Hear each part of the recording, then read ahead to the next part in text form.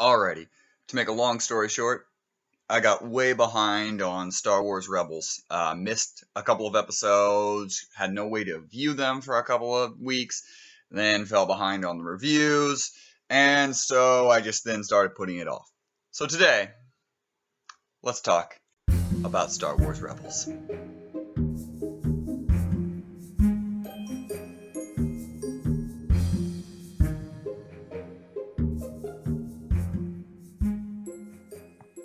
So where I left off would have been right before the Forgotten Droid. Then we had the one about Chopper Base, and then Twilight for The Apprentice Part 1 and 2. So 4 episodes I missed. So I'm going to try to compact them all into one episode. The Forgotten Droid was an interesting episode simply because it was interesting to see Chopper in kind of this light seated episode around him. Wasn't a particularly great episode, but Chopper got a friend, which was kind of cool, and I'm interested to see where they take that as a whole. But it was really a filler episode. It felt filler. It felt just kind of just to give us a couple of weeks before we saw the big stuff. But I'm sure, knowing Dave Filoni, they're going to use the characters in this episode, and it'll be something further on. So it's not a bad episode. It just kind of happened. And then we had the one about the base and everything. And again, it was kind of an episode that was setting up the finale. It was just all about kind of getting us to the finale. But there were definitely some interesting Kanan Ezra dynamics in it. We got a little bit of, a little bit of Rex, a little bit of all the characters, especially there was some very interesting Kanan Hera aspects of it. It was just a good way to build up the crew, knowing that bad things were about to happen. And so that's what that episode did, and did really well. It said, the next episode, we don't know who's coming back.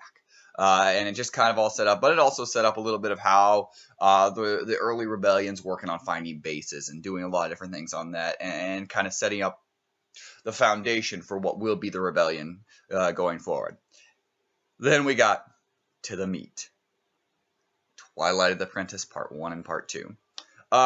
Anyone that's on the fence, maybe of Star Wars Rebels, or maybe didn't love the season, or had issues with it as a whole, or hasn't bought into it, watch Twilight of the Apprentice Part 1 and 2. They are so incredible episodes that are so deep in Star Wars lore.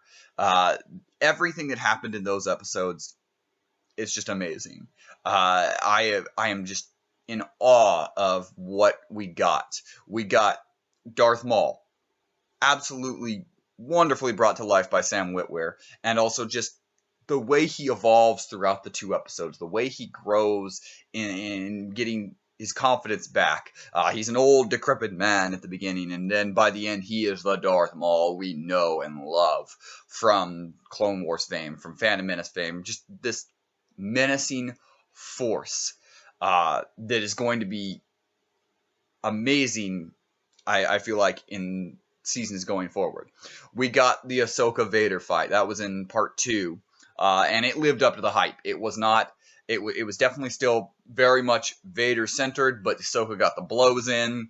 It was heart wrenching. Ahsoka having to come to full terms that this is her master, and how would Anakin, how would Darth Vader respond to that? And there's just some great bits of dialogue, great bits of just heart-wrenching, knowing that,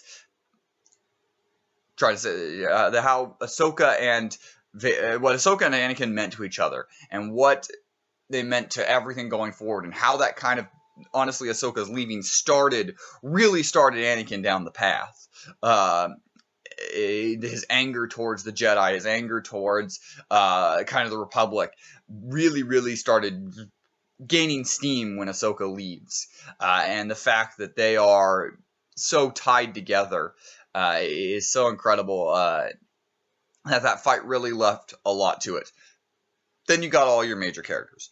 They're taking Ezra a dark way, at least setting up the potential to take Ezra very dark. I know they're spending a lot of times in the promos for season 3, and a lot of it going, yep, he's dark, and it feels like they're going a dark way, but I'm not sure they're going to completely jump to that immediately. They may do something a little differently, but right now he's very dark going through this. Maul got his fingers and was able to just start manipulating Ezra and kind of giving Ezra the idea of what he wants to be, who he wants to be, everything that he wants. He wants to save his friends. He wants to protect people, but he wants to destroy the Sith. He wants to destroy the Empire. That's his biggest thing. And Maul was able to get in there and start really working on him. We saw kind of the growth of Kanan from this season, from Jedi, Padawan, abandoneer, just somebody who wasn't quite there, to really fully now Jedi Knight. He's not as skilled as a lot of the Jedi Knights. He's not as powerful. He still is kind of that weaker type of guy. But we've seen him as in wisdom. His work with Ezra, he had to, they're in tandem a lot more. They're working really strong. They're becoming a better team. And then Maul gets in. And obviously the big thing is Kanan losing, well, spoiler alert, if you haven't seen it or haven't seen any of the promos, Kanan loses his eyesight. I know it's been a long time since the episode came out, so I'm not as worried about spoilers because most people have seen it. Most people have seen the promo to season 3. But he's no longer, he's blind. Darth Maul blinds him, and that dynamic and that change it's a huge moment in the end of season 2, and it's going to be a huge moment going forward. So as a whole, these Twilight Apprentices were everything we were promised. Honestly, if they had held off on that half season trailer and just said, here's our Twilight of Apprentice trailer, and basically done that, I don't think people would have complained as much about why aren't we getting the Vader Ahsoka fight, or why aren't we getting this awesome trailer, everything that happened in it. I think that really hurt a lot of people's perception of the half season beyond viewing. But as a whole, Twilight of the Apprentice was so good. Just everything they do, without a lot of the major characters, without Hera, without Sabine, except for the ending little shots, without Rex, outside of opening dialogue to Ahsoka, which is some really good dialogue, and it's really sets the tone that this episode could be very, very saddening. Not a lot of Chopper. I mean, we got a full episode of Chopper a few episodes before, so we didn't need a ton of Chopper, but he's in it. But as a whole, this episode was really, really good. Now, of course, I'm going to nitpick these episodes a little bit. The big thing for me, the only thing that I felt in the Twilight of the Apprentice, Part 1, Part 2, the only thing that I was hoping for was a little better resolution for the Inquisitors, at least for this season. With all the hype around Fifth Brother and Seventh Sister, I kind of was hoping they would have a little more depth to them. Maybe we'll get more going on, but it felt like they kind of, the wrapping up of their story was just, they just didn't have a lot of depth in this season. They were there. They were the bad guys. I just wanted a little more. And maybe we will get more in the coming seasons. But that was really my only nitpick of otherwise basically perfect episodes. And now we're moving to season 3. Less than a month away. And we get Grand Admiral Thrawn! Grand Admiral Thrawn is coming to season 3 of Rebels. Super excited for that, but we're still going to get the developments we've seen here. We're going to get Maul continuing his hand. It looks like we're going to get more Tarkin. It looks like we're going to get a lot more of, where Ezra's going. How dark is he going? Where is he going to turn? What element is that going to happen? We're going to still get Kanan being the mentor, trying to figure out the next level as Ezra's powers are growing to such a level that he is no longer, able to, he's not stronger than him in a lot of ways. That a lot of it is, how is he going to be the master role going forward. There's still lots of stuff to tell about Sabine, and I'm really excited about what they're going to do in season 3.